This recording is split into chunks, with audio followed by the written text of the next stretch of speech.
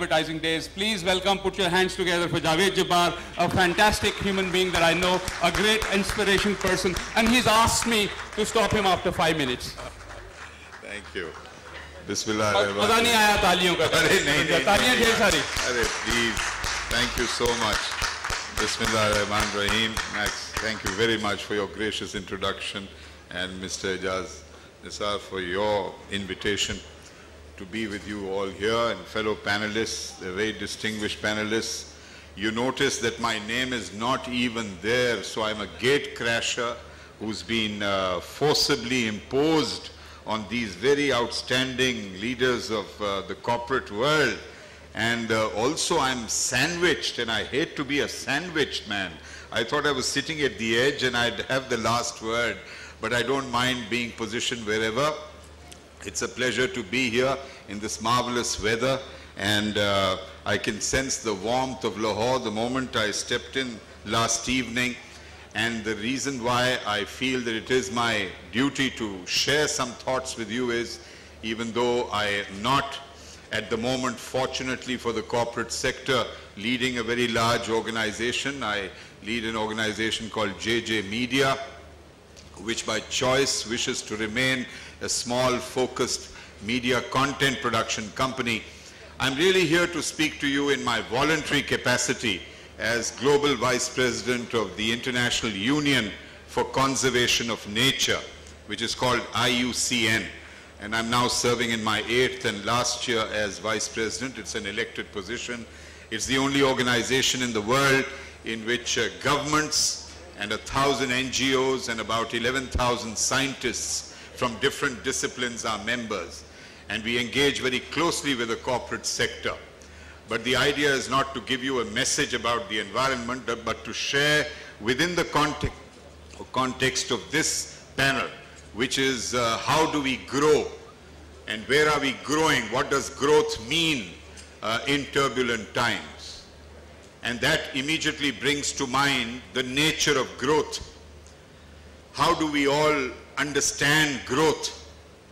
Growth has become the paradigm for the leaders of the world, for the leaders of the corporate sector, and justifiably so. It is in the law of nature that things must grow. People must grow, the economy must grow, a society must grow, not only in terms of the economy, but in terms of knowledge, in terms of character, and in terms of justice. But when we apply growth in the sense that it has been applied in the corporate sense, we obviously mean economic growth, because we have to worry about 90 million young people who deserve equitable employment. And that, to my mind, should force us to reflect upon whether we have enslaved ourselves, not just in Pakistan, but globally, into a particular definition of growth.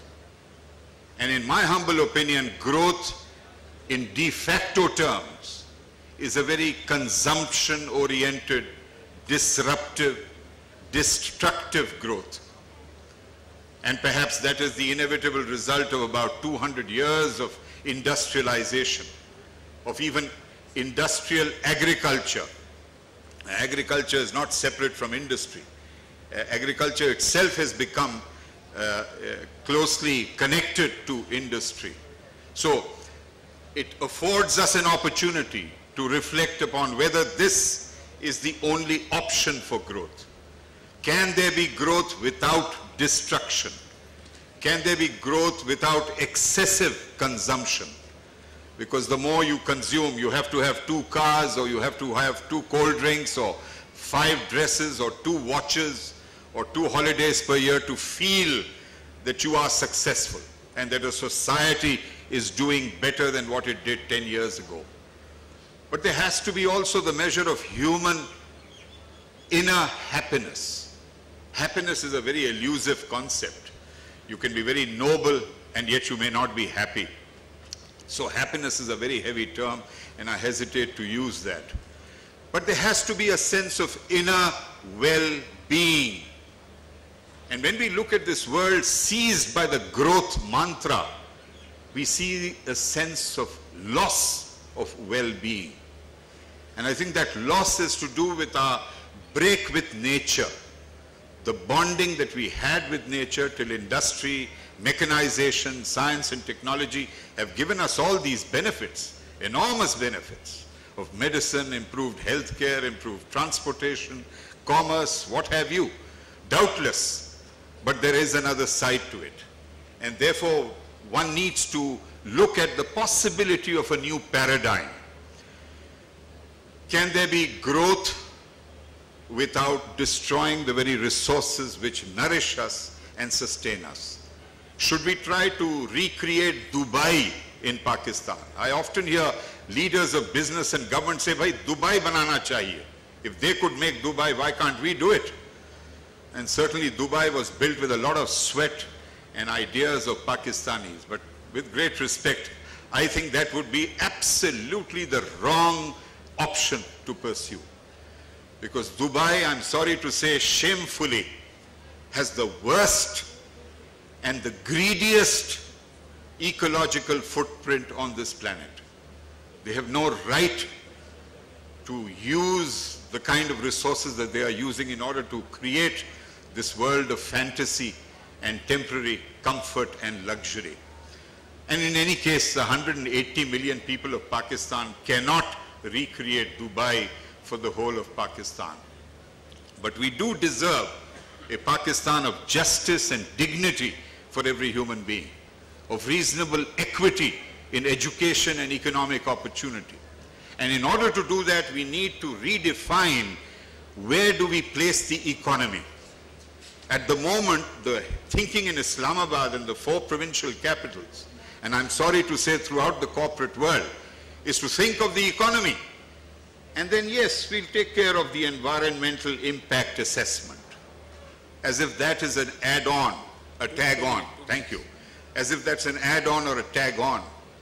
And that is the result of environmental economics, where economics is the main frame within which you set the environment. Whereas if we don't have a planet, we don't have an economy.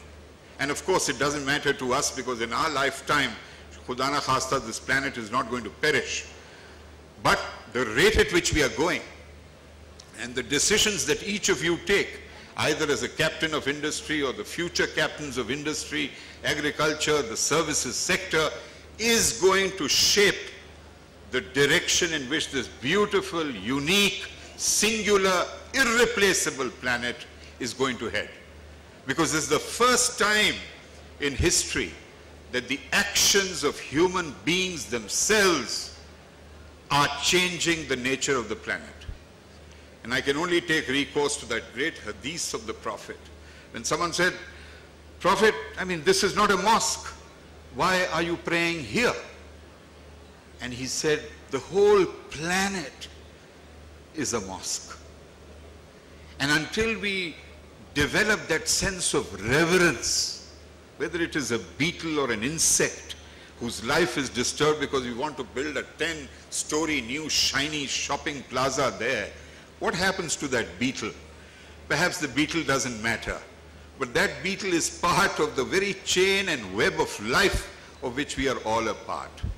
So we need to think of ecological economics, where the economy becomes part of the larger framework of our life and our reality.